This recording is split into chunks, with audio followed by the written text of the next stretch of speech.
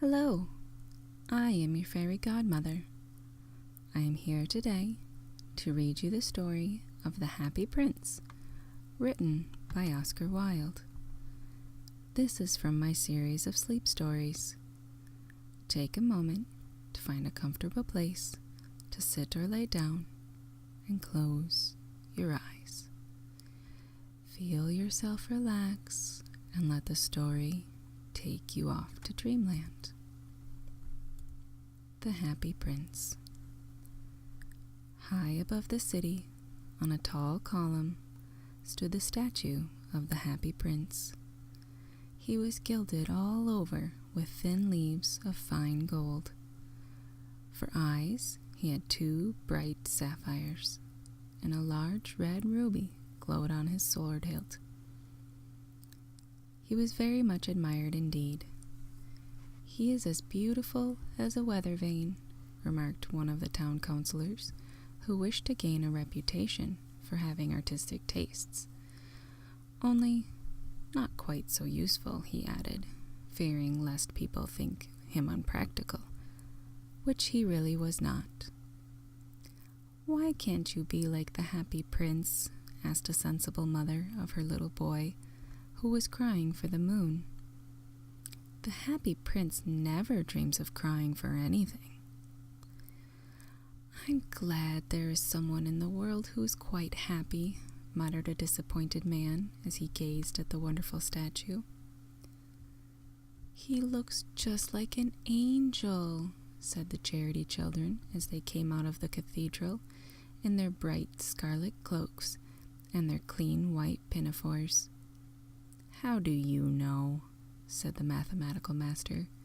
"You have never seen one." "Oh, but we have, in our dreams," answered the children, and the mathematical master frowned and looked very severe, for he did not approve of children dreaming. One night there flew over the city a little swallow. His friends had gone away to Egypt 6 weeks before, but he had stayed behind, for he was in love with the most beautiful reed. He had met her early in the spring as he was flying down the river after a big yellow moth, and had been so attracted by her slender waist that he had stopped to talk to her. "Shall I love you?" said the swallow, who liked to come to the point at once, and the reed made him a long bow. So he flew round and round her, touching the water with his wings and making silver ripples. This was his courtship, and it lasted all through the summer. "It is a ridiculous attachment," twittered the other swallows. "She has no money, and far too many relations." And indeed, the river was quite full of reeds. Then, when autumn came, they all flew away. After they had gone, he felt lonely and began to tire of his lady love. "She has no conversation," he said, "and I'm afraid that she is a coquette, for she is always flirting with the wind." And certainly, whenever the wind blew, the reed made the most graceful curtsies. "I admit that she is domestic," he continued, "but I love traveling, and my wife, consequently, should love traveling also."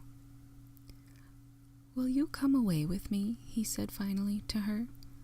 But the reed shook her head. She was so attached to her home. "You have been trifling with me," he cried. "I am off to the pyramids. Goodbye." And he flew away. All day long he flew, and at night time he arrived at the city. "Where shall I put up?" he said. "I hope the town has made preparations." And then he saw the statue on the tall column. "I will put up there," he cried. "It is a fine position, with plenty of fresh air." So he alighted just between the feet of the Happy Prince. "I have a golden bedroom," he said softly to himself as he looked around, and he was prepared to go to sleep But just as he was putting his head under his wing, a large drop of water fell on him. "What a curious thing," he cried. "There's not a single cloud in the sky. The stars are quite clear and bright, and yet it is raining. The climate in the north of Europe is really dreadful." The reed used to like the rain, but that was merely her selfishness. Then another drop fell. "What is the use of a statue if it cannot keep the rain off?" he said. "I must look for a good chimney pot," and he determined to fly away.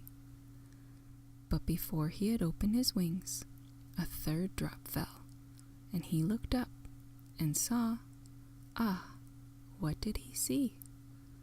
The eyes of the happy prince were filled with tears, and tears were running down his golden cheeks. His face was so beautiful in the moonlight that the little swallow was filled with pity. "Who are you?" he said. "I am the happy prince." "Why are you weeping then?" asked the swallow. "You have quite drenched me." "When I was alive and had a human heart," answered the statue, "I did not know what tears were, for I lived in the palace of Sanssouci, where sorrow is not allowed to enter. In the daytime, I played with my companions in the garden, and in the evening, I led the dance in the great hall. Round the garden ran a very lofty wall, but I never cared to ask what lay beyond it. Everything about me was so beautiful. My courtiers called me the Happy Prince, and happy indeed I was, if pleasure be happiness. So I lived, and so I died. And now that I am dead, they have set me up here high, so high, that I can see all the ugliness and the misery of my city. And though my heart is made of lead, yet I cannot choose but weep." "What? He is not solid gold," said the swallow to himself. He was too polite to make any personal remarks out loud. "Far away," continued the statue in a low, musical voice, "far away in a little street there is a poor house. One of the windows is open, and through it I can see a woman seated at a table. Her face is thin and worn, and she has coarse red hands, all pricked by the needle, for she is a seamstress. She is embroidering passion flowers on a satin gown for the loveliest of the Queen's maids of honor to wear at the next court ball.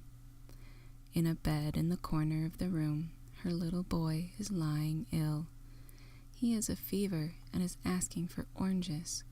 His mother has nothing to give him but river water, so he is crying, 'Swallow, swallow, little swallow, will you not bring her the ruby out of my sword hilt? My feet are fastened to this pedestal, and I cannot move.' 'I am waited for in Egypt,' said the swallow. 'My friends are flying up and down the Nile and taking to the large lotus flowers. Soon they will go to sleep in the tomb of the great king. The king is there himself in his painted coffin. He is wrapped in yellow linen and embalmed with spices. Round his neck is a chain of pale green jade, and his hands are like withered leaves.' 'Swallow, swallow, little swallow,' said the prince, 'will you not stay with me for one night and be my messenger? The boy is so thirsty, and the mother is so sad.' 'I don't think I like little boys,' answered the swallow. 'Last summer, when I was staying on the river, there were 2 rude boys, the miller's sons, who were always throwing stones at me. They never hit me, of course. We swallows fly far too well for that. And besides, I come of a family famous for its agility, but still, it was a mark of disrespect.' But the happy prince looked so sad that the little swallow was sorry. 'It is very cold here,' he said, but I will stay with you for one night and be your messenger." "Thank you, little swallow," said the prince. So the swallow picked out the great ruby from the prince's sword and flew away with it on his beak over the roofs of the town. He passed by the cathedral tower where the white marble angels were sculpted. He passed by the palace and heard the sound of dancing. A beautiful girl came out on the balcony with her lover. "How wonderful the stars are," he said to her, "and how wonderful is the power of love."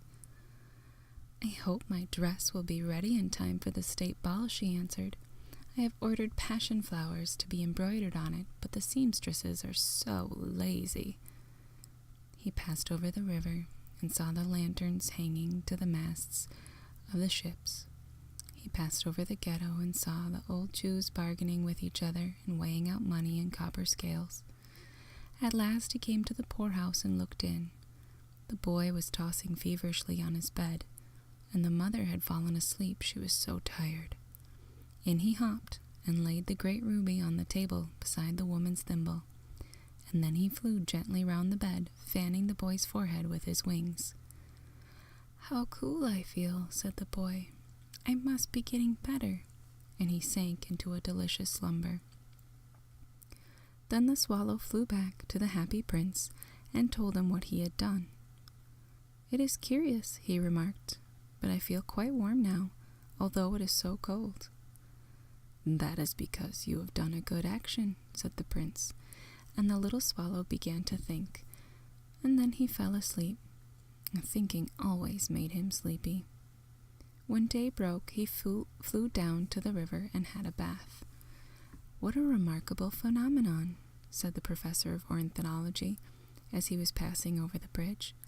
"A swallow in winter," and he wrote a long letter about it to the local newspaper. Everyone who quoted it, it was full of so many words that they could not understand. "Tonight I go to Egypt," said the swallow, and he was in high spirits at the prospect. He visited all the public monuments and sat a long time on top of the church steeple. Whenever he went, the sparrows chirped and said to each other, "What a distinguished stranger," so he enjoyed himself very much. When the moon rose, he flew back to the happy prince. "Have you any commissions for Egypt?" he cried. "I am just starting."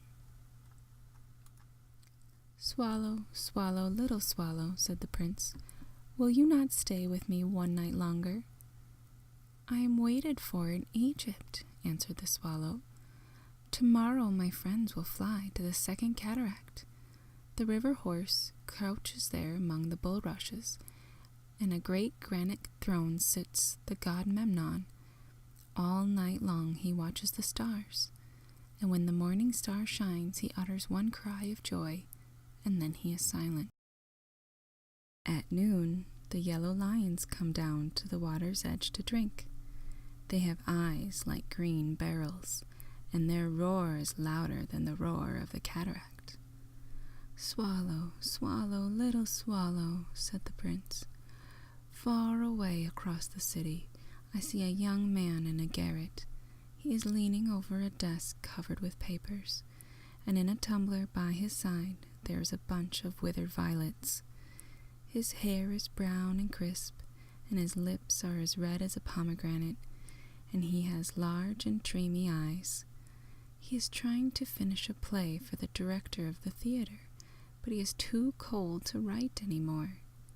There's no fire in the grate, and hunger has made him faint." "I will wait with you one night longer," said the swallow, who really had a good heart. "Shall I take him another ruby?" "Alas, I have no ruby now," said the prince. "My eyes are all that I have left. They are made of rare sapphires, which were brought out of India 1,000 years ago. Pluck one of them and take it to him. He will sell it to the jeweler and buy food and firewood and finish his play." "Dear prince," said the swallow, "I cannot do that," and he began to weep. "Swallow, swallow, little little swallow," said the prince. "Do as I command you." So the swallow plucked out the prince's eye and flew away to the student's garret. It was easy enough to get in, as there was a hole in the roof. Through this he darted and came into the room. The young man had his head buried in his hands, so he did not hear the flutter of the bird's wings, and when he looked up, he found the beautiful sapphire lying on the withered violets. "I am beginning to be appreciated," he cried. "This is from some great admirer. Now I can finish my play," and he looked quite happy. The next day the swallow flew down to the harbor. He sat on the mast of a large vessel and watched the sailors hauling big chests out of the hold with ropes. "Heave ahoy!" they shouted as each chest came up. "I am going to Egypt," cried the swallow, but nobody minded, and when the moon rose he flew back to the happy prince. "I am come to bid you goodbye," he cried. "Swallow, swallow, little swallow," said the prince, "will you not stay with me one night longer?" "It is winter," answered the swallow, "and the chill snow will soon be here. In Egypt the sun is warm on the green palm trees, and the crocodiles lie in the mud and look lazily about them. My companions are building a nest in the temple of Baalbec, and the pink and white doves are watching them and cooing to each other. Dear prince, I must leave you, but I will never forget you, and next spring I will bring you back 2 beautiful jewels in place of those you have given away. The ruby shall be redder than a red rose, and the sapphire shall be as blue as the great sea."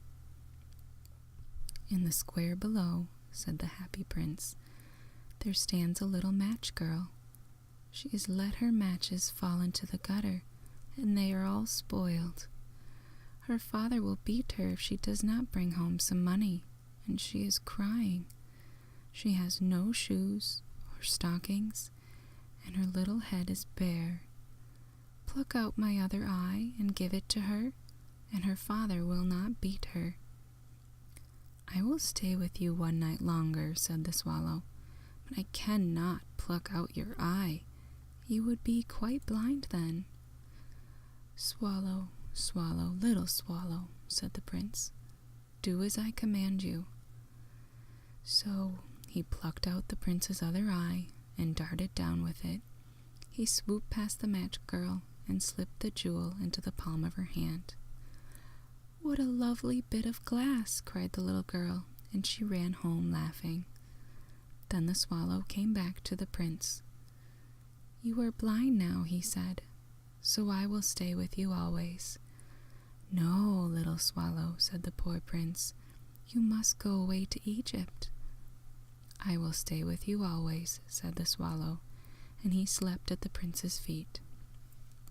All the next day he sat on the prince's shoulder and told him stories of what he had seen in strange lands.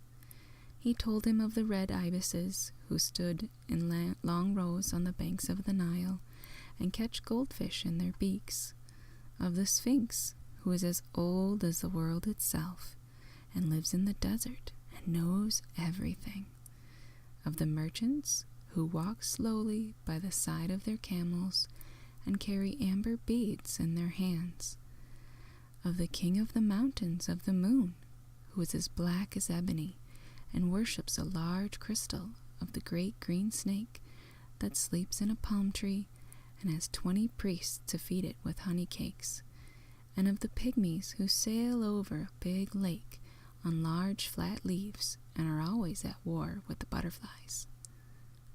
"Dear little swallow," said the prince, "you tell me of marvelous things, but more marvelous than anything is the suffering of men and of women. There is no mystery as great as misery. Fly over my city, little swallow, and tell me what you see there." So the swallow flew over the great city and saw the rich making merry in their beautiful houses, while the beggars were sitting at the gates. He flew into dark lanes and saw the white faces of starving children looking out listlessly at the black streets. Under the archway of a bridge, 2 little boys were lying in one another's arms to try and keep themselves warm. "How hungry we are," they said.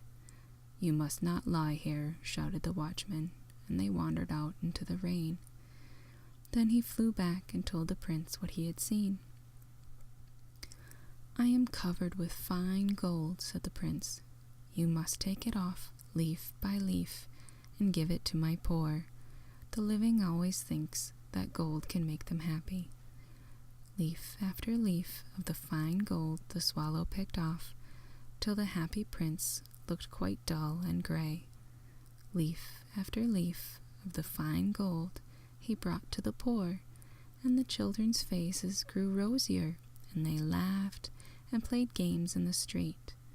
"We have bread now," they cried. And then the snow came, and after the snow came the frost.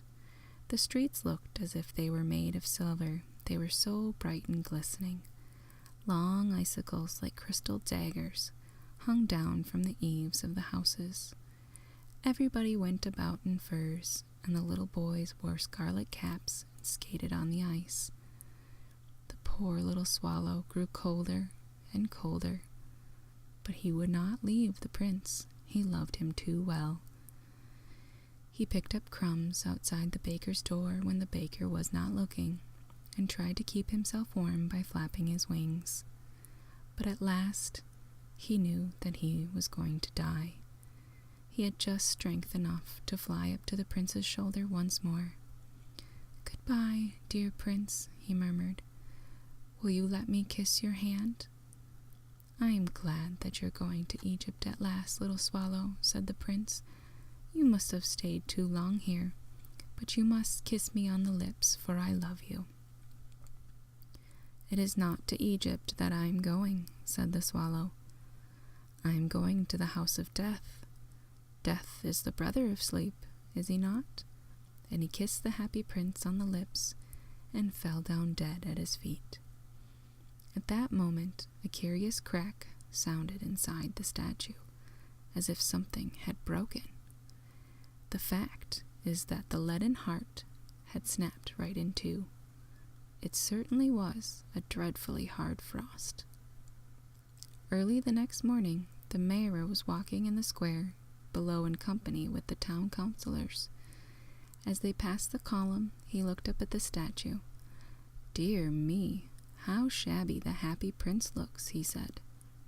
"How shabby indeed," cried the town councilors, who always agreed with the mayor, and they went up to look at it. "The ruby has fallen out of his sword. His eyes are gone, and he is golden no longer," said the mayor. "In fact, he is little better than a beggar." "Little better than a beggar," said the town councilors. "And here is actually a dead bird at his feet," continued the mayor. "We must really issue a proclamation that birds are not to be allowed to die here." And the town clerk made a note of this suggestion. So they pulled down the statue of the happy prince. "As he is no longer beautiful, he is no longer useful," said the art professor at the university. Then they melted the statue in a furnace, and the mayor held a meeting of the corporation to decide what was to be done with the metal. "We must have another statue, of course," he said, "and it shall be a statue of myself." "Of myself," said each of the town councilors, and they quarreled. When I last heard of them, they were quarreling still. "What a strange thing," said the overseer of the workmen at the foundry. "This broken lead heart will not melt in the furnace. We must throw it away." So they threw it on a dust heap where the dead swallow was also lying. "Bring me the 2 most precious things in the city," said God to one of his angels, and the angel brought him the leaden heart and the dead bird. "You have rightly chosen," said God, "for in my garden of paradise this little bird shall sing forevermore, and in my city of gold the happy prince shall praise me. The end. Good night, and sweet dreams.